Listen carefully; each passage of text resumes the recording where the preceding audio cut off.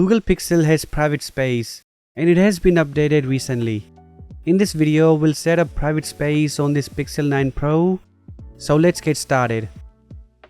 The first step is to ensure we are using the updated version of Android. Private space came after Android 15, so we must have at least Android 15. We'll go into the device settings and look for software updates. Tap on it and the first option. Ensure we have at least Android 15. Let's check for new updates. I think it's due for one, so I'll update it. Now in the device settings, go to security and privacy. Here you will find private space. Tap on it and verify your identity. On this interface, you can read all this if you want. Click setup when ready.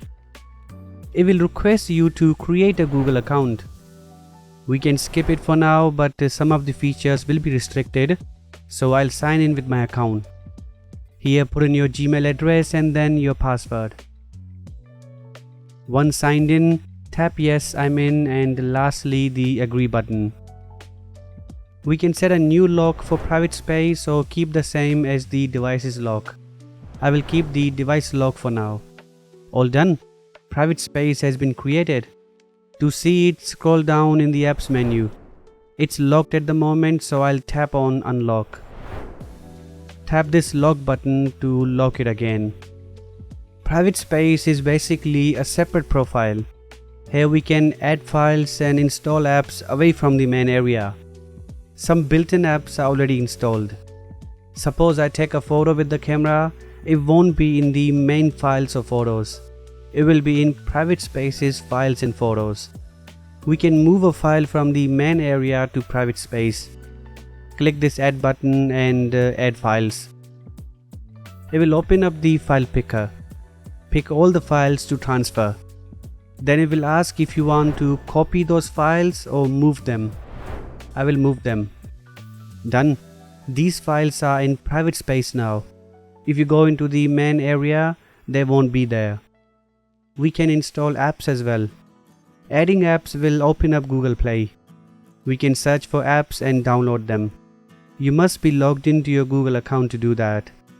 If you download an app that's already installed in your main area, it will be copied from there to save data. As we discussed, private space is completely separate. So we can install these same apps. For example, I have this Facebook app with my account. I can sign in with a different account in other Facebook and use two accounts. This way we could use two WhatsApps, two messengers and any other app that can be installed on your Android phone. Now what if we take screenshots or record screens? When you take a screenshot, it will be saved in the private space files, meaning the outside world can't touch it. However, with screen recording it's different. Screen recordings are saved in the main area. The phone records private space without any issues, but the videos are saved normally. We can always move them to private space after the recording has ended. Before we go, let's quickly explore the settings. If you want to change the lock mode, here's the option. Disable it and you will be asked to insert the device pin. Then set a new method and done. Use that to unlock private space now. Fingerprint and face recognition are also supported, so you can set those two up. You can also adjust when private space locks automatically.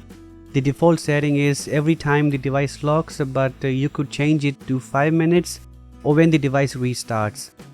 Lastly, this hide feature will hide private space from apps menu. To access it, you will need to search for it in the app search bar and then tap on it.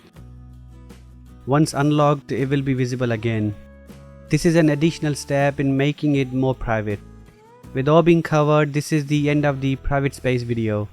Thanks for watching it. Subscribe for future videos and take care.